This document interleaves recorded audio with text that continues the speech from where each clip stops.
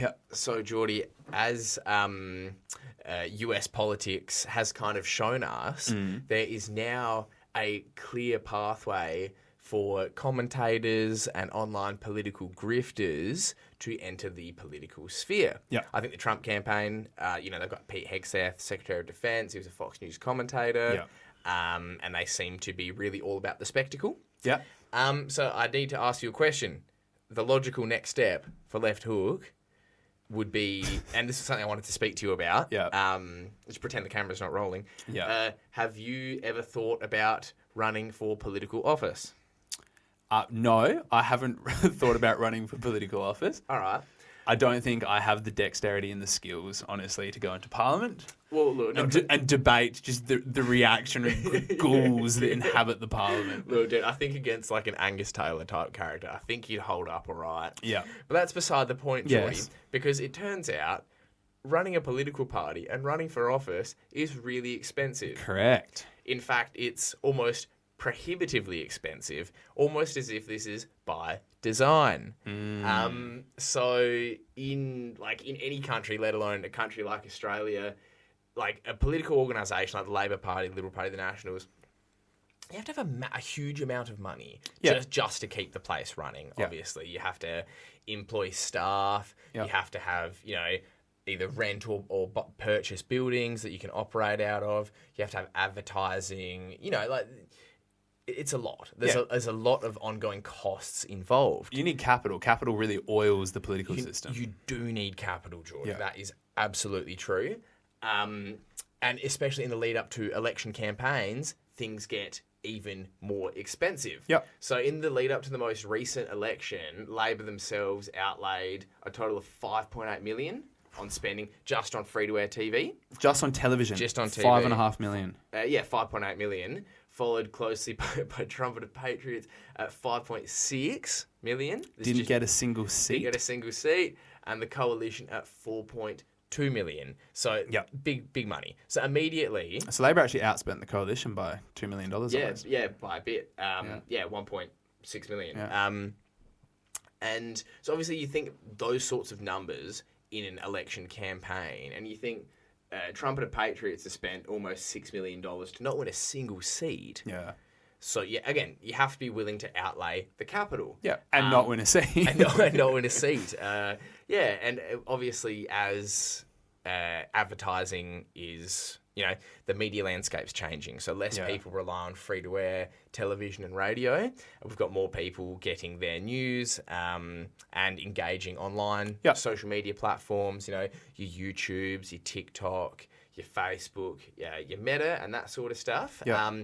So political parties are also, during election campaigns, spending big bucks on these campaigns on social media as well. Yeah, and we've seen the political class here in Australia now starting to engage a lot more with content creators, commentators, going on podcasts, exactly, realising that they need to enter the new media sphere to stay relevant and to engage younger people.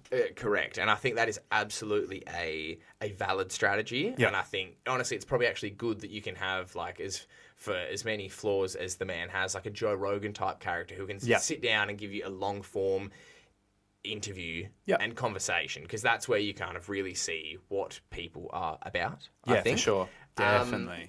Yeah. So for example, Trumpeted Patriots spent over 4.2 million on YouTube ads. The Coalition spent 2.3 million and Labor spent around 2 million. So they've all started embracing the utility of social media.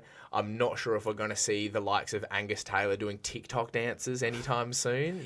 9 best TikTok dances to support the Liberal Party, for example. Wait, so the Trumpeted Patriots spent $4 million just on YouTube advertising, did you say? Yes, 4.2 million. So it's insane because, again, these people are...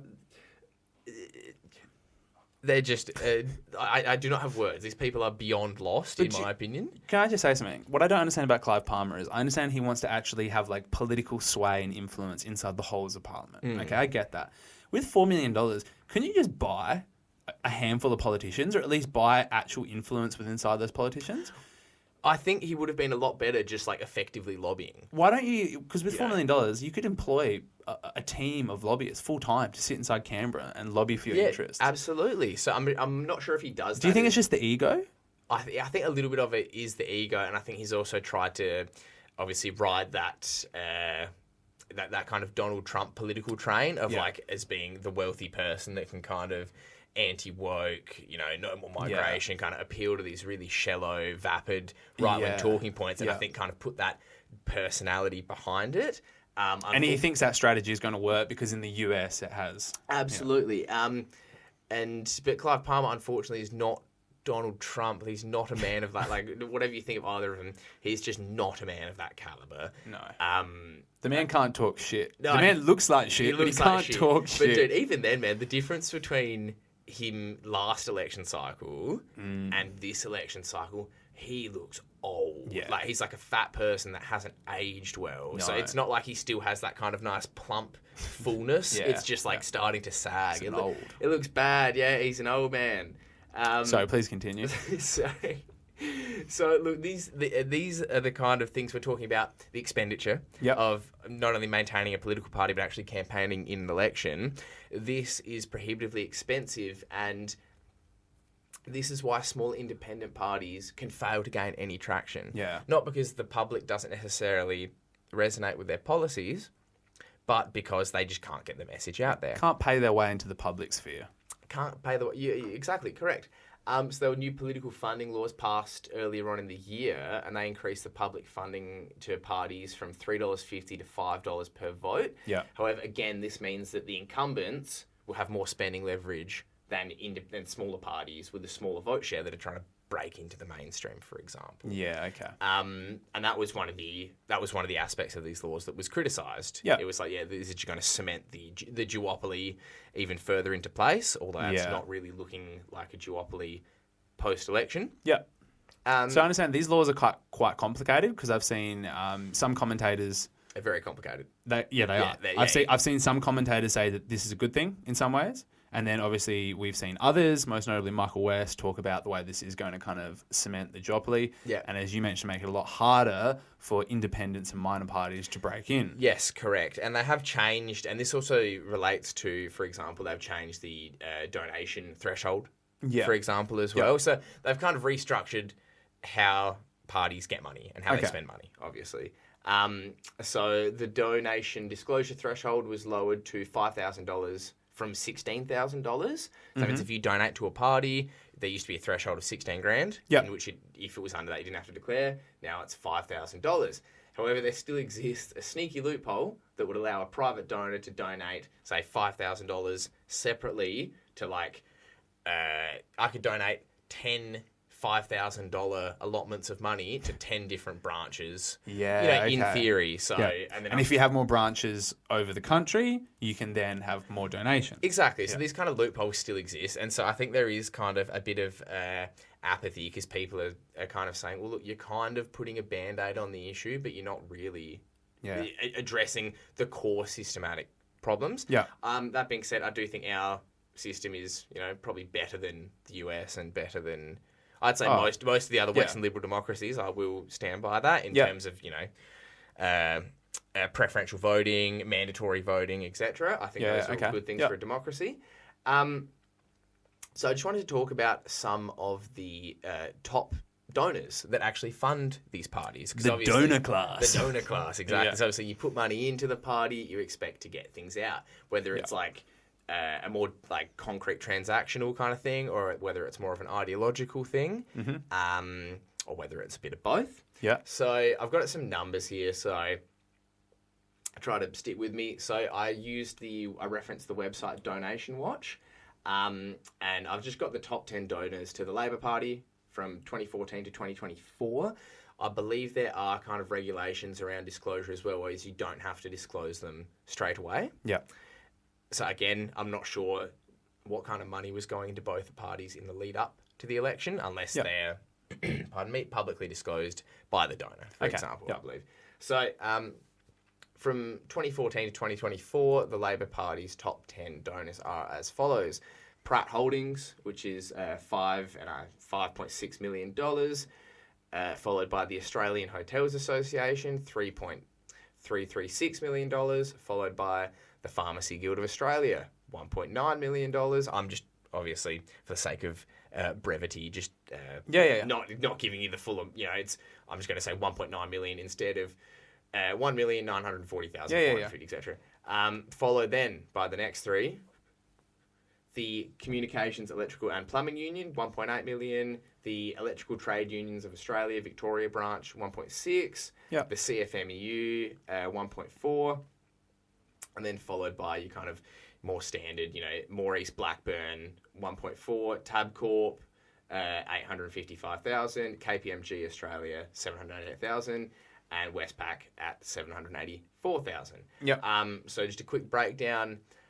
Pratt Holdings is the company that is run by Andrew Pratt, one of Australia's richest men. Yep. So lots of their work in Australia is done under their subsidiary Visy. Ah, yes. Yes. Yeah, So Visy, it's like recycling, packaging, production of like paper, styrofoam, that sort of stuff. And plastics that are going into our wildlife. And plastics that are going into the wildlife, exactly. Yep. So in that time period, that 10-year time period, Labor's received a total disclosed amount of $74,889,082 from 7,569 donations, an average donation of $9,894.18 per donation. So that's a lot of money. So that's the kind of, just so I can throw some numbers out there, that's the kind of money that goes into supporting a political party over a 10-year period. Yep. Now, the top 10 donors to the Liberal Party are as follows. Funnily enough, number 1 is exactly the same as the Labor Party. Pratt Holdings, $6.9 million. Slightly more to the Liberal Party than the Labor Party. But look, he's hedging his bets. He is. Like all businessmen, he's a smart man. He's hedging his bets. He really is like the unsung hero of like political donations and parties. He absolutely you spoke is. to your everyday punter on the street. Yeah, no, they wouldn't have any idea. No, they have absolutely no idea. Exactly, and he's not as it's not like a Gina Reinhardt or a Twiggy Forrest where they're kind of a bit more in the limelight. Yeah, he is definitely a bit more low key for sure. So Pratt Holdings followed by Sugarlina, 4.1 million. Sugarlina. I'll get on to them in a second. I'll explain to you who they are. The Australian Hotels Association, 2.3 million. Yep. Now, it's a funny little one here. Malcolm Turnbull personally funded his own ascension in the Liberal Party. And he did. With a donation of $1,750,000. Hilarious. He literally bought his way into the party and is still somehow more competent than like anyone they've had before or since. The aristocracy is alive and well. And then Jefferson Investments, 1.6 million. Marks Paul, 1.6 million. Meriton Properties, 1.5. Macquarie Group, 1.3. Ausgold Mining Group Proprietary Limited, 1.2. And then PricewaterhouseCoopers, 1.2. Yep. So they've received a total in that same 10-year period of $100,897,632 in 8,222 disclosed donations for an average of $12,271.67. They both received a lot of money. Yeah. Liberal Party has received more. Obviously, we look at the last 10 years, they've been in power more. Mm-hmm. So maybe that's why, obviously. I wanted to talk about some of the shared donors. So primarily you've got Pratt Holdings, the big one. So again, they run the recycling conglomerate Visy. Anthony Pratt is one of Australia's richest men. Another a less-known company is Sugarlina, which I had no idea who they are. Essentially, they're a group I can't really find anything about them apart from the fact that they just, I think, give political donations. Really? They're founded by New South Wales property mogul Isaac Wackle. Oh, so they represent property developers? Yeah, they represent one specific guy, and they were behind the fundraising arm of the Liberal Party, the Cormac Foundation. So essentially just like a special interest group. Yeah. Yeah. I guess they're all special interest groups, but these are just like a conglomeration. It's not like there's a direct business giving the money. Yeah. And wait, the Cormac Foundation, is that relation to Cormac, the deputy leader of the Nationals, or you're not sure? I have absolutely no idea. Yeah. That's something you might know more about than me. But I always find it funny because he's a philanthropist as well. So anytime you see a rich person who I believe he made a lot of money by buying a whole bunch of property in New South Wales, like in Sydney back in the day, not developing it, holding on to it, and then, selling it for $200 million. Again, while housing prices are unaffordable and people don't have places to sleep. That is the lowest form of low. But of course, that is why they have to atone for their sins by doing philanthropy. And when these people say philanthropy, Geordie, they don't mean philanthropy like, oh, I'm going out to save the Amazon. They go, yeah, we're raising money to donate back into the Liberal Party. So there's a pretty consistent alignment of interests. So even though lots of those donors are different, like they're different individual donors that are donating the money, there are shared interests. So mainly property developers, hotel groups, banks, mining groups, and representatives from Australia's gambling industry. So if anyone from overseas doesn't know, that's pretty much the money that shapes Australian politics. That's it. Mining, property developers, retail, gambling, banks. It doesn't get much more. Like, that's it, But what I wanted to point out, it's like, look, so for example, you had like the Macquarie Group donated to the Liberals, and Westpac donated to Labor. All right. So the way I see this is it's not like they are, and lots of them donated to the other party as well, but I've just got the top 10. There's dozens and dozens of donors, hundreds of donors. So even though they're both different groups, both their interests are the same. They both represent entrenched financial capital in Australia. And so it doesn't matter if Westpac donates to Labor and then Macquarie Group donates to Liberals. The end results are not going to benefit necessarily one more than the other. They benefit that entire parasitic class of financial capital. Maybe just with their own little political flavour. Westpac being red. Yes. The Labor Party being red. Do you know what? Governor Macquarie. Obviously, the Liberal Party love talking, and glorifying our colonial past. So make of it what you will. Yeah, make of it what you will. That's I didn't even think that deep into it, Jordan. You're right. And so the same can be said, for example, like Meriton and the Australian Hotels Association. Or KPMG and PricewaterhouseCoopers. They're both large multinational consulting firms. They're consulting firms. They're consulting firms, exactly. So they're the big boys. They're the big swingers. In Australian politics. There is one key difference, however, that stands out in the Australian Labor Party, and that is the existence of unions. Thank God. Being a Labor Party, you would still hope that the unions are connected to the Labor Party. Hope. And you know that the unions in Australia still have a bit of militant potential when they are constantly slagged by the media. Constantly slagged and constantly attacked. If they were just subservient little, pliant puppets of capital, they wouldn't be getting slagged in the way they are. So I will qualify that, like, in my opinion, unions represent the interests of their members, and therefore that represents the interests of the wider working class as a whole. Just as the interests of Westpac are going to be the same as the interests of Commonwealth, the interests of a union member are going to be, broadly speaking, the same as the interests of a working class non-union member in the same industry. So if you're a unionised Sparky or a non-unionised Sparky, you're still going to, the unions, again, look after your interests. Better pay, better working conditions, etc., etc. So I would not classify them in the same field as many of the other more gross parasitic financial interests that are donating. So as much, despite what many on the right and the quote-unquote libertarian kind of wing of politics saying, they go, look at these unions, all this money they're donating. One, it is dwarfed by the amount of capital that has been donated by these other actors. And two, I can't equate them the same. A union is not the same as a bank.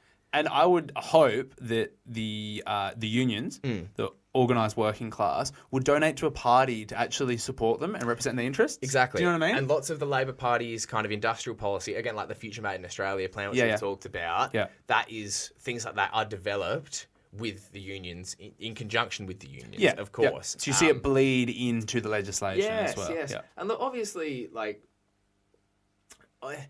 unions, all unions, there's a bit of corruption. There has been a history of corruption. There's been a history of when there's lots of money involved, unsavoury practices. But at the end of the day, I'd rather the union get more money than some slimy developer get more money. Yeah. You know what I mean? Again, because they do represent the interests of their members. Yeah. So politics is to a certain degree dictated by the whim and wishes of the electorate, right? Yep. Obviously, as we know. However, without any public collective influence, the media, because their interests are aligned with the interests of the ruling capital class, can shape narratives to dictate public opinion to be at a disservice to public interest. This is something that anyone in the alternative political media sphere is well aware of, obviously theorised by people like, again, Noam Chomsky, Manufacturing Consent, or even Michael Parenti. Parenti's Inventing Reality, which, if you listen to Michael Parenti, was actually released 2 years before Noam Chomsky's Manufacturing Consent. He always likes to make a point of that. Yeah. So even with the large donations by the unions to the ALP, these are nothing in comparison to the other, what the amount of money the other parties are putting in. So the total union donations in that time period is $4,931,936, whereas all the other donations total $38.5 million. Wow. So in my opinion, it's a non-argument. But again, that's what they are competing against. Yeah. You know, so it really is a David-Goliath battle. Yeah. And unfortunately, when the capitalist class has the enforcement mechanisms of the state on their side to compete politically and socially, unions are required to be more militant. Yeah. But here's where we come to the crux of the issue, right? Is obviously lots of people talk about, oh, we need to take money out of politics. Yeah. Right? Which I agree, we do need to take money out of politics. However, in my opinion, it's important for an individual to be able to say, donate to a politician. So if I wanted to get behind a politician or a political party, or I wanted to support a grassroots political movement and I could afford to, I think it's a good thing that I'd be able to donate money to them. Or in the case of, if you're a unionised employee, your union, dues, a part of that money will then go towards supporting said party. I think that's an important part of a democracy. Yeah, and if you want to break into the national debate, you sort of need the money. You do need the money, but then we come to the issue of, well, where does that stop? Yeah. Where does it stop if you're going to have Pratt Holdings, putting over $10 million into both parties? Yeah. Obviously, their interests are going to be a lot more better represented than my interests. Oh, for sure. Because they have a lot more money. And most Aussies out there that are working every day are being nickeled and dimed by late-stage capitalism. We don't have any spare money. I don't have the spare money to throw around to give to my favourite, politician or person campaigning. Yeah. And so that's where it does become an issue, because where do we go from here? I don't have the answer. Yeah. And it's the other parties have all their donors. We know, obviously you got Trump and the Patriots. It's all. I'll give you 3 guesses who's behind that one. The Greens have some of their... They've have kind of people that donate money to them, and that's important. Yeah. But again, where does it stop? So I don't really know. However, what I do know is that So the poorer Australians become, the less... influence we're going to have, and the more of an uphill battle it's going to be to fight against the influence of these larger actors in the political space. I guess that's where you'd point to unions and your union fee contributing towards the union that then can donate to potentially the Labor Party or another party that could then support the interests of everyday people. Exactly. So more collective action, more grassroots organisation. Yeah. And I think it's very... in terms of political donations, it's important to understand that, look at the parties, both of them, critically, understand who's donating to them, understand where the money's coming from, and understand how that could potentially those interests could potentially affect the policy outcomes that they want to implement in the future. Because again, I don't have a solution.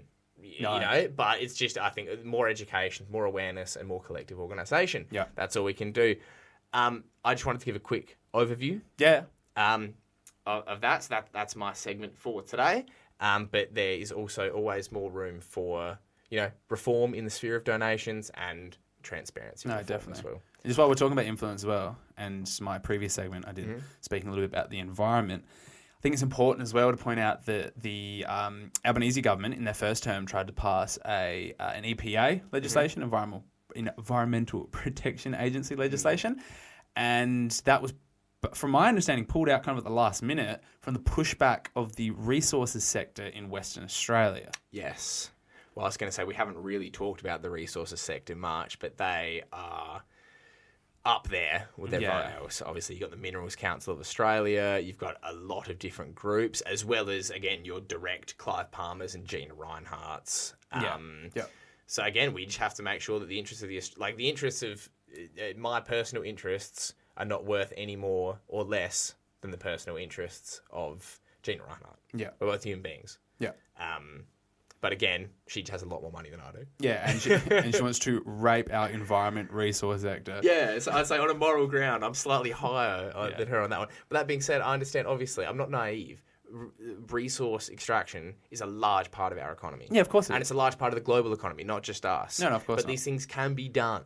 You can extract resources as long as you do it to enhance the production and the progress in society as a whole. It's where not the just wealth... so you can suck it to your Cayman Islands bank account, essentially. And it's where the wealth's going, as you said. Is it being reinvested into Australia? Is it helping build a more complex Australian economy? Mm-hmm. Or is that wealth from those resources being shipped overseas to foreign investors? Absolutely.